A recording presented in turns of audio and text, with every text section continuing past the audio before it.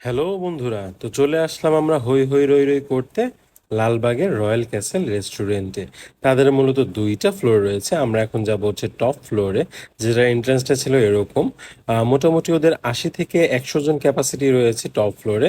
তাদের ডেকোরেশন ছিল এভারেজ, তেমন আমি আহামরি বলবো না, 7 আউট অফ 10। কিন্তু ক্লিনিংয়ের একটু অভাব রয়েছে আমার কাছে মনে হয়েছে। কিন্তু ওভারঅল যদি আপনি রাতে বেলা আসেন অথবা বিকালে আসেন, আপনি একটা প্রপার লালবাগ কেল্লার ভিউ দেখতে পারবেন। আমি সাজেস্ট করব আপনাদেরকে বিকালে আসার জন্য। বিকালে আসলে আপনারা পুরোটা ঘুরতে পারবেন। তো বেশি কথা না বলে চলে যাওয়া যাক আমাদের খাবারের রিভিউতে। হ্যালো বন্ধুরা, আমরা এসে পড়লাম রয়্যাল ক্যাসেলের সামনে। রয়্যাল ক্যাসেলে আজকে আমরা অর্ডার দিয়েছি হচ্ছে পাস্তা, ওভেন বেক পাস্তা এবং হচ্ছে একটা সেট মেনু। তুমি একটু যদি কাছে আসো তাহলে আমি কিছু দেখাতে পারি। তো আমি প্রথমে শুরু করব, সেটা হচ্ছে ফ্রাইড রাইসটা।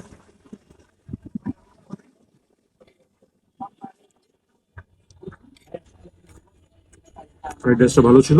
এটার সাথে দিয়েছে হচ্ছে চাইনিজ ভেজিটেবল, এটার সাথে ছিল হচ্ছে ব্রোকলি, সালাদ, হালকা বাংলা সালাদ যেটাকে আমরা বলি, আর একটা হচ্ছে থাই চিকেন ফ্রাই। তো এটার ওভারঅল প্রাইস পড়েছে হচ্ছে 280 টাকা মাত্র। তো খাবার অনুযায়ী কোয়ান্টিটি মোটামুটি ভালো দিয়েছে। রাইসে 8 দেওয়া যায়। এই বাংলা বাংলা সালাদ যেটা আছে এটা আমি 7 পয়েন্ট দিব। আর চাইনিজটাও মোটামুটি ভালো। এখন আমি পরবর্তীতে আসবো পাস্তাতে।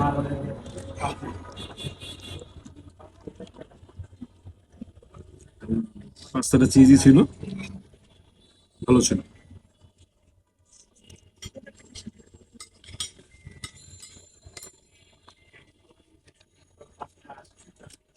এক সিপে বোঝা যাচ্ছে না কিরকম, আরেক সিপ দিয়ে নেই।